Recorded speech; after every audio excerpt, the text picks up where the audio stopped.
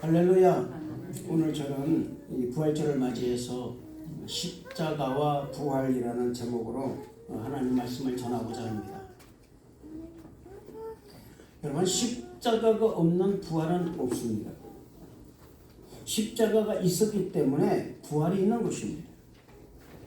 우리는 지난 주일 예배를 종료 주일 예배로 드렸습니다. 성규묘일에 예수님께서 십자가를 죽으시는 것을 알고 있습니다.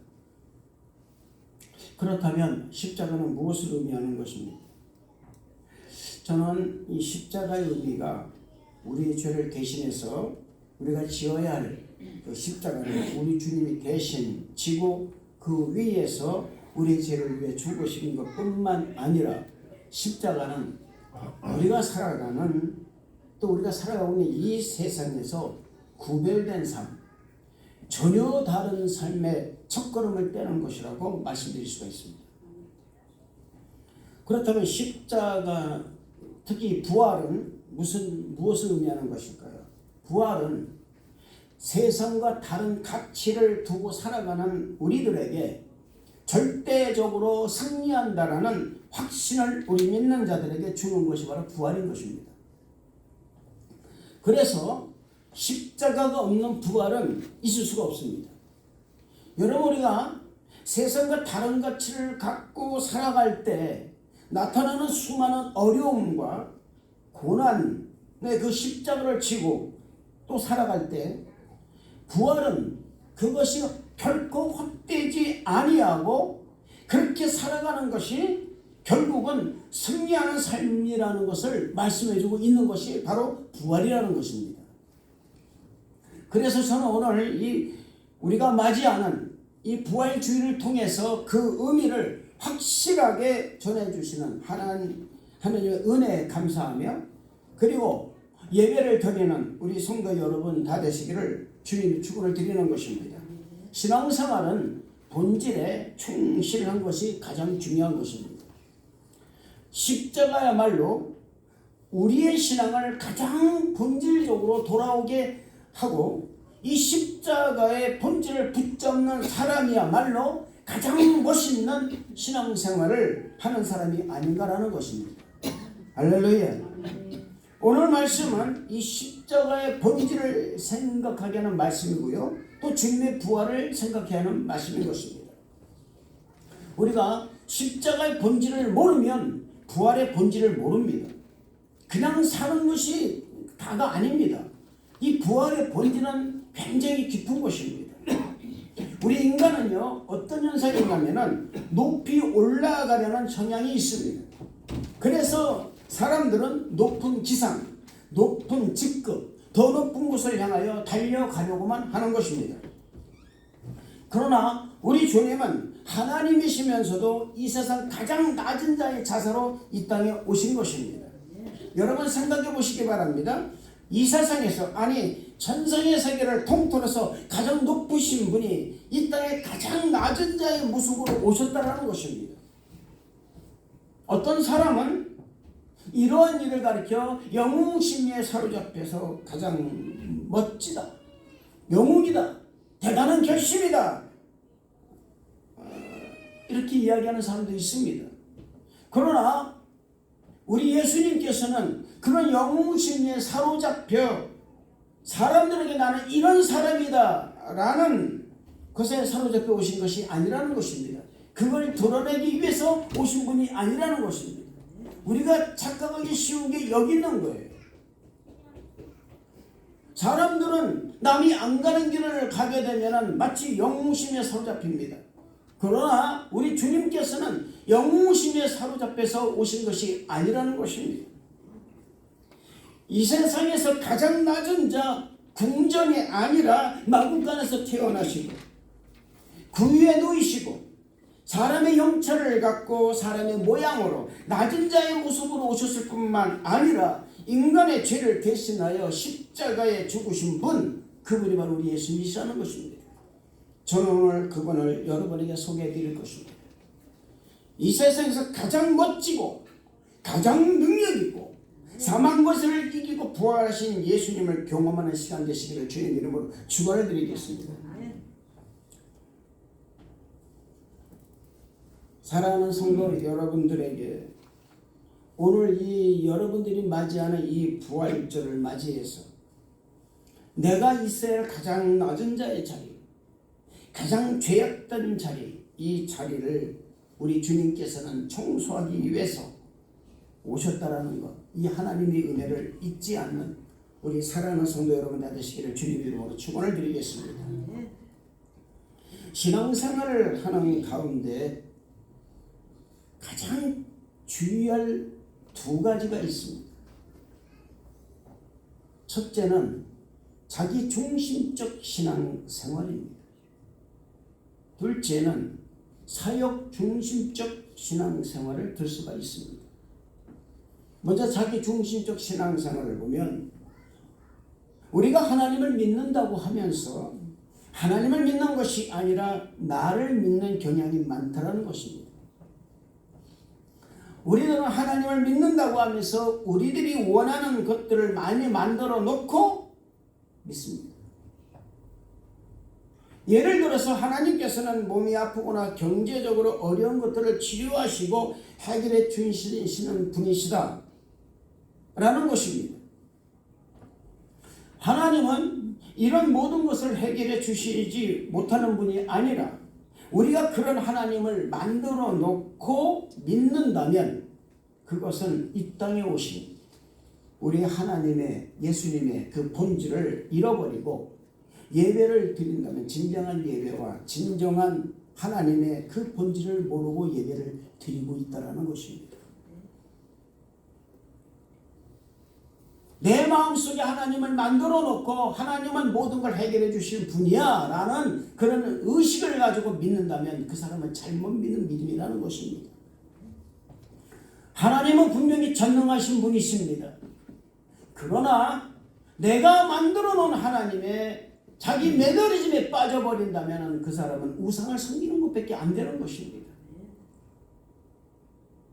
전우성도 여러분들이 정말 하나님의 그 놀라운 은혜와 하나님이 이 땅에 오신 그 본질을 분명히 알고 또 그분이 왜 십자가 달려서 죽으셨는가라는 그 본질을 알며 또 한 가지 가장 중요한 오늘 그분이 부활하신 그 의미의 그 본질을 아는 우리 성도를 받으시길 주님의 이름으로 축원을 드리겠습니다.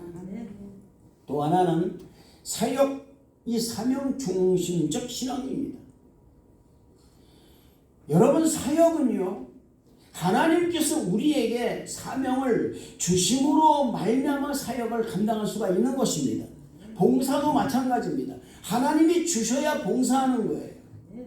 내 기분이 좋아서 봉사하는 건 봉사가 아닙니다. 노동입니다. 노동이 되면 안 됩니다. 봉사는 즐거운 거예요. 부담을 가지고 하는 것이 아닙니다.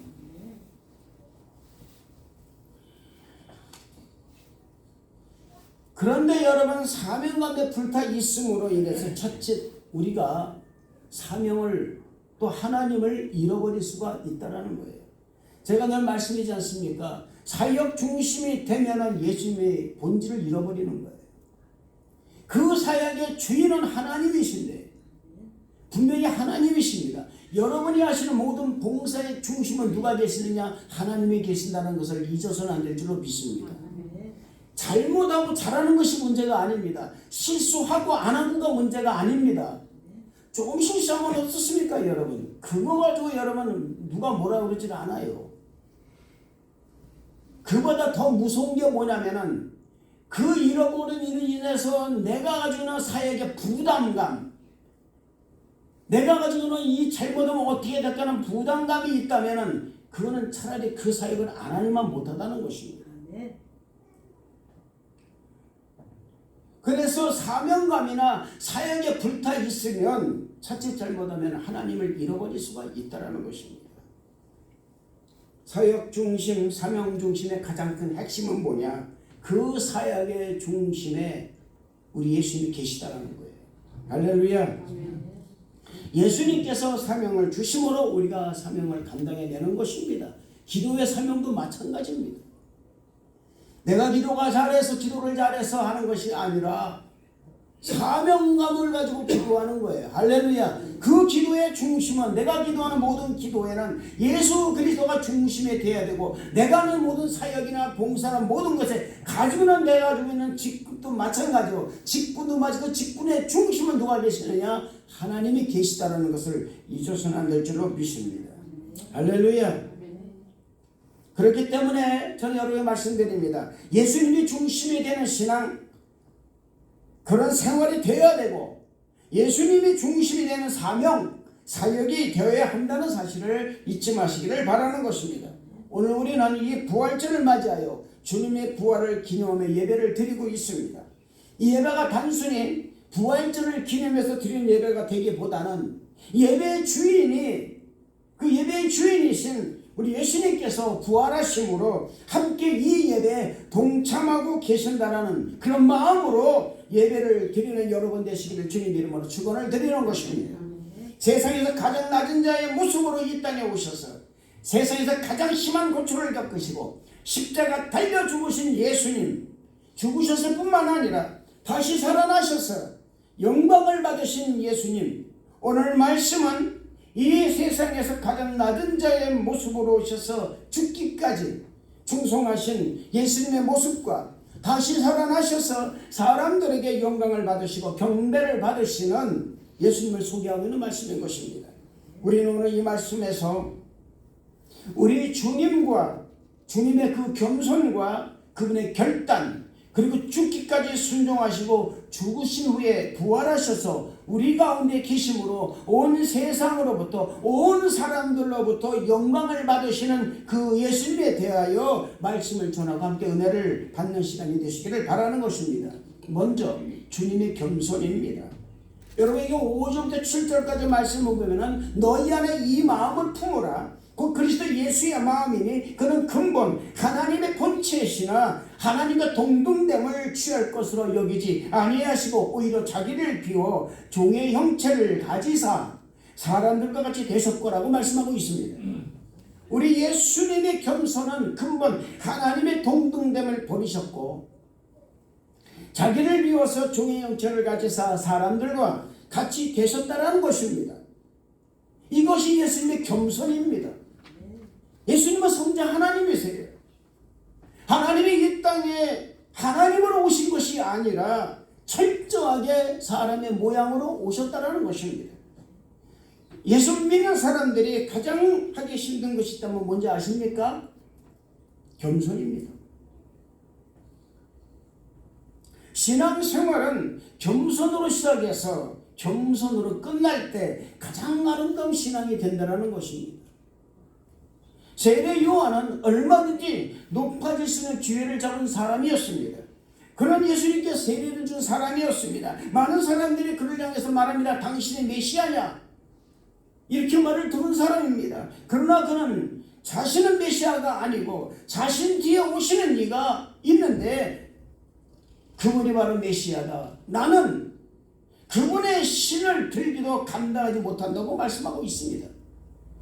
자신은 물론 세례를 주지만은 자신 뒤에 오시는 이는 성령과 불로 세례를 줄 것이라고 말하면서 자신을 낮추는 가장 인상적인 겸손을 나타낸 사람이 바로 세례 요한이었습니다. 사랑하는 성도 여러분, 그리스도 예수의 마음을 가지시기를 주님 이름으로 축원을 드리겠습니다. 겸손한 사람은 하나님의 은혜를 아는 사람입니다. 그리고 그 은혜를 소멸하지 않는 사람이 되는 것입니다. 은혜로 시작해서 교만으로 끝을 낸 사울왕을 보시기 바랍니다. 그는 겸손한 사람으로 시작해서 교만한 사람에 끝나는 대표적 인물이 되어버리고 만 것입니다. 우리는 예수님의 모습을 통하여 겸손함을 배워야 되는 것입니다. 근본 하나님이시나 하나님과 동등됨을, 그 동등됨의 위치를 버리시고 십자가에 죽기까지 낮아지신 예수님의 그 겸손을 배우는 우리 사랑하는 성도들 다 되시기를 주님의 이름으로 축원을 드리는 것입니다. 여러분, 우리가 인생을 살면서 우리가 한 것은 아무것도 없습니다. 아무리 우리가 사역을 잘하고 봉사를 잘한다 할지라도 다 하나님이 나를 도구로 사용하셔서 그렇게 한 거예요. 할렐루야. 이것을 잊어서는 안 됩니다. 이것을 잊기 때문에 인간의 감정이 나오는 거예요. 헌신을 하고 공개를 했으면 그대로 끝나는 거예요. 여러분 사르밧 과거를 보시기 바랍니다. 그는 어떤 사람이었습니까? 3년 반 동안 엘리야 한 사람을 공개한 사람입니다. 먹고 나서 먹고 죽을 것도 없었던 사람입니다. 나가서 마지막으로 나뭇가지를 주워다가 불을 떼가지고선 마지막 남은 한 움큼의 그 밀과 기름을 가지고선 한 방울의 기름을 가지고 마지막으로 자기 아들과 음식을 해 먹고 나서 이젠 죽겠다라고 각오한 사람이 사르밧 과부였습니다. 그러나 엘리야는 그 집에 들어가서 그 마지막 남은 그 기름 조금과 그리고 그 밀가루 한 움큼을 빚어서 자기를 위해서 떡을 만들어 달라고 그러는 이 기가 막힌 이 정말 뻔뻔한 이 엘리야 선지자의 이 말을 듣고 그를 공개한 이 사르밧 과부는 3년 반 동안 가뭄이 끝날 때까지 그의 집에 기름과 밀가루가 떨어지지 않았다라는 거예요. 할렐루야. 그러나 여러분 그렇게 3년 반 동안 그렇게 해도 그는요 그 마음 가운데 언제 떠날까? 저 종이 언제 갈까? 좀 넉넉해지니까 이제는 없어도 된다 싶어서 언제 갈까? 이 생각을 했던 사람입니다. 그래서 그가 말한 겁니다. 그 아들이 죽었을 때 말한 거예요. 어떻게 내 죄를 생각나게 만듭니까? 라고 말한 것이라 그 말입니다. 내 죄를 이렇게 생각나게 만들까?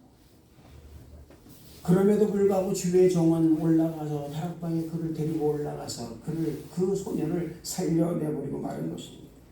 그때 말합니다. 내가 이제야 당신이 하나님 보내신 선지자인 줄 내가 이제 알았나이다. 하나님의 종인 줄 이제 알았나이다. 사랑하는 성도 여러분, 먼저 우리가 이렇게 불행을 당하기 전에 먼저 하나님께 영광 드리고 하나님을 제대로 아는 우리 성도 여러분 되시기를 주님 이름으로 축원을 드리겠습니다. 은혜로 시작해서 은혜로 끝나는 여러분 되시기를 주님 이름으로 축원을 드리는 것입니다. 둘째로 우리가 배워야 할 것은 뭐냐? 예수님의 순종입니다. 오늘 말씀 8절 말씀 보면은 이렇게 말합니다. 사람의 모양으로 나타나사 자기를 낮추시고 죽기까지 복종하셨으니 곧 십자가에 죽으시니라. 사람의 모양으로 오셔서 죽기까지 순종하신 예수님의 순종은 우리 믿는 성도가 그리스도인으로서 살아갈 때에 반드시 롤모델로 삼아야 되는 그런 덕목이라는 것입니다. 하나님의 말씀에 불순종한 사울을 향해 사무엘은 이렇게 말합니다. 순종이 제사보다 낫고 듣는 것이 소양의 이름보다 나으니라고 말했습니다. 순종이 제사보다 낫다는 말은 순종이 예배보다 먼저라는 것입니다. 아멘. 먼저라는 거예요. 하나님 말씀에 순종하지 않는 사람이 어떻게 영과 진리를 예배를 드리겠습니까? 드리지 못합니다. 절대로 못 드립니다. 듣는 것이 수양의 기름보다 낫다는 말은 하나님 말씀을 듣는 것이 좋은 제물을 드리는 것보다 낫다는 말씀인 것입니다. 하나님의 말씀 듣지 않는 사람이 어떻게 아무리 좋은 예물을 가지고 하나님께 나온 금연을 받으시겠냐 그 말입니다. 안 받으시는 거예요. 그래서 이사야서 1장에 주님 말씀하신 것입니다. 너희가 드리는 그 제물은 내 코에 냄새가 난다고 말씀하신 거예요. 헛된 제물을 가져오지 말라 그 말입니다. 말씀도 안 들으면서 순종도 안 하면서 겸손도 안 하면서 그저 제물만 하고 내가 어떤 사역만 하면 내가 어떤 봉사만 되는 줄 알고 아니에요. 말씀에 순종해야 됩니다. 여러분 제가 의료사역을 감당하고 있지만 말씀에 순종하지 않으면 절대로 못합니다. 악을 골짜기도 못 갑니다. 여러분 어떻게 여러분 여기서 그 먼 1시간 반의 거리를 제가 어떻게 가겠습니까? 간다고 여러분 큰 무슨 재물을 받아오는 것도 아니고 거기 가서 치료하고 그냥 오면은 그걸 하나님 감사합니다 소리가 나오는 거예요. 우리 예수님께서는 겟세마네 동산에서 새벽 미명에 기도하셨습니다. 그 기도의 내용은 바로 순종에 대한 기도였습니다. 하게 해달라는 기도가 아니었어요. 나가서 나 십자가 못 박게 죽게 해서는 기도가 아니었습니다.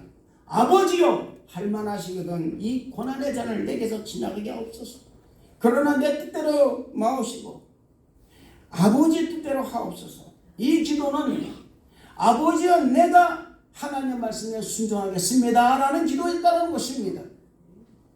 하나님 말씀에 순종한 모세는 쓰리 쓴 물에 나뭇가지를 던져서 쓴 물을 달게 만드셨어요. 달게 만들었어요. 아브라함은 100세 때에 얻은 아들 이삭을 제물로 드리라는 명령에 순종하여 아들과 함께 모리아 산으로 향했습니다. 그가 자기 아들 이삭을 잡아 제물로 드리라는 순간 하나님께서는 그의 순종의 마음을 보시고 그 아들 이삭을 대신하여 나무숲에 걸려있는 순양으로 대신 제물을 삼아 드리도록 예배하셨습니다. 할렐루야. 순종은 예배, 하나님의 예배를 가져온다는 것을 믿으시기를 바랍니다. 내가 순종하면 하나님께서는 반드시 순종하시는 것을 예배해 주신다는 것을 믿으시기 바랍니다. 먼저 순종하니까는 하나님께 드릴 예물을 하나님이 직접 마련해 놓으셨다는 거예요. 이건 증거라는 것입니다. 하나님 말씀에 순종하는 사람이 반드시 그 모든 예물과 더불어서 영과 진리를 드리는 예배도 하나님이 예배하신다는 것을 믿으시기를 주님 이름으로 축원을 드리겠습니다. 저는 성도 여러분 모두 다 정말 순종은 하나님이 예배 축복을 받게 된다는 사실을 믿으시기를 주님 이름으로 축원을 드리는 것입니다. 사랑하는 성도 여러분, 그리스도인으로서의 세상을 변화시키는 힘은 어디에서 나오는 것입니까? 그리스도인으로서의 세상을 변화시키는 힘은 나에게 있는 것이 아닙니다. 우리가 그리스도인으로서의 삶을 살아갈 때에, 즉 하나님 말씀에 순종하여 그리스도의 선한 영향력을 끼칠 때 세상은 변할 수가 있는 거예요. 그것이 바로 순종입니다. 순종하면 하나님을 사랑하라는 말씀에 순종하게 되고, 이웃을 사랑하는 말에 순종하게 되고, 용서하는 말에 순종하게 되고, 그래서 나도 모르게 선한 영향력을 사회에, 내 이웃에 끼치게 되는 것입니다. 우리가 먼저 실천해야 될 선한 영향력은 누굽니까? 같은 교우입니다. 선한 영향력을 끼쳐주길 바랍니다. 할렐루야. 교우와의 화해, 가족과의 화해. 제가 여러분에게 말씀드렸죠. 영어로 understand는 뭐냐? 그는 내가 세워주는 것입니다. understand라고 했습니다. 알아들었다는 얘기가 아니에요. understand. 세워주라는 것입니다. 사람은 누구나 잘못을 합니다. 저도 잘못하고 여러분도 잘못합니다. 그것을 감싸주고 포용해주고 이해하고 용서하는 것입니다. 이것이 바로 우리 주님이 바라시는 것입니다. 이 부활절을 맞이해서 사랑하는 성도 여러분 모두 다 하나의 이슈, 하나의 목표 아래, 하나의 본질 아래에 모이시는 성도 여러분 다 되시기를 주님 이름으로 축원을 드리겠습니다. 예수님이 하나님 말씀에 순종하셨듯이 우리 또한 예수님 말씀에 순종하여 이 세상에, 아니 그보다 같은 교회에 선한 영향력을 끼치는 우리 사랑하는 성도 여러분 다 되시기를 주님 이름으로 축원을 드리겠습니다. 우리 주님은 사람이 할 수 있는 선한 영향력을 끼치신 분이십니다. 그것이 바로 뭐냐? 십자가의 죽으심입니다. 그 위에서 세상에서 가장 심한 조롱과 박해, 고난을 받으시고 죽으신 것입니다. 그러나 죽음으로 끝났다면 우리 믿는 그리스도인들에게는 소망이 없는 것입니다. 죽음으로 끝을 냈다면 우리도 사망 가운데 있어야 하고, 내가 모든 것을 다 끌어안고 희망도 없이 소망도 없이 그냥 안개처럼 사라질 것입니다. 그런데 오늘 말씀이 우리에게 위로가 되는 말씀이 되고 희망이 되는 말씀이 되는 것입니다. 그것이 바로 9절부터 11절의 말씀인데, 이것을 한번 읽어야 될 텐데 어떻게 화면에 띄울 수 있을까요? 화면에 9절부터 11절 띄울 수 있겠습니까? 자, 9절 시작. 그러므로 하나님이 그를 지키며 모든 이를 귀한 이름을 주사. 10절 보겠습니다.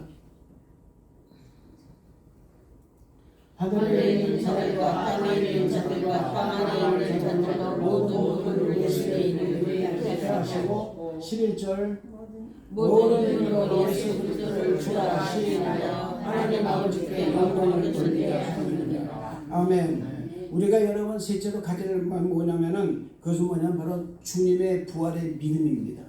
부활의 믿음이라는 거예요. 예수님께서는 제자들에게 마태복음 16장 21절에 이렇게 말씀하셨습니다. 이때로부터 예수 그리스도께서 자기가 예루살렘에 올라가 장로들과 대제사장들과 서기관들에게 많은 고난을 받고 죽임을 당하고 제3일에 살아날 것을 제자들에게 비로소 나타내시니라고 말씀하셨습니다. 3일 이 말씀 외에 마태, 마가, 누가, 요한 사복음서에 보면은 곳곳에 이와 같이 인자가 죽고 3일 만에 다시 살아날 것이라는 말씀을 많이 하셨습니다. 이 말씀들을 보면 예수님께서는 제자들에게 원하시는 믿음이 있었다라는 것입니다. 그것이 바로 뭐냐? 부활의 믿음이었다라는 거예요. 이러므로 하나님이 지극히 그를 높여 모든 이름 위에 뛰어난 이름을 주사 하늘에 있는 자들과 땅 아래에 있는 자들로 모든 무릎을 꿇게 하시고 모든 힘으로 예수 그리스도를 주라 시인하여 하나님 아버지께 영광을 돌리게 하셨느니라. 할렐루야. 이 말씀에서는 부활의 말 하나도 안 들어가지만은 예수 그리스도가 부활했다는 것을 말씀하겠다 그 말입니다.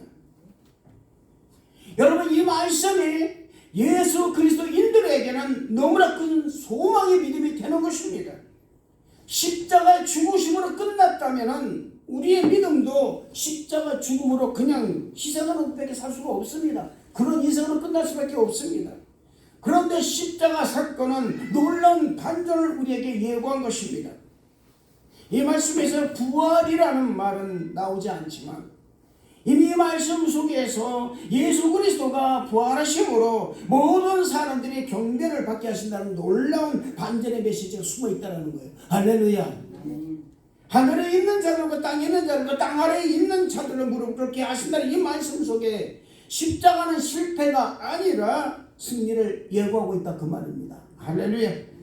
이 말씀은 우리의 믿음이 십자가로 시작해서 부활로 끝내야 한다는 것을 말씀하고 있는 것입니다. 십자가로 시작해서 십자가로 끝나는 것이 아니라 십자가로 시작해서 영광의 부활로 끝낼 줄 아는 우리 성도 여러분 다 되시기를 주님 이름으로 축원을 드리는 것입니다. 왜 나만 희생해야 하나? 왜 내가 먼저 다가가야 하나? 왜 내가 먼저 손을 내밀어야 하나? 이런 생각 들기도 합니다. 내가 먼저 왜 용서를 해야 되고 내가 먼저 왜 고개를 숙여야 되나? 네가 먼저 해야 되는데 네가 먼저 해야 되는데 저 사람 때문에 내가 뭐가 안 됐다. 이 사람 때문에 내가 뭘 못한다. 그러나 성도 여러분 먼저 희생을 하고 먼저 용서하고 먼저 사랑하고 먼저 손을 내밀면 하나님의 위로와 함께 하시니 그런 축복이 그 사람에게 쏟아진다는 것을 믿으시기를 주님 이름으로 축원을 드리겠습니다. 이것이 그리스도인의 삶입니다. 이 삶의 끝자락은 뭡니까? 주님께 영광이에요. 할렐루야.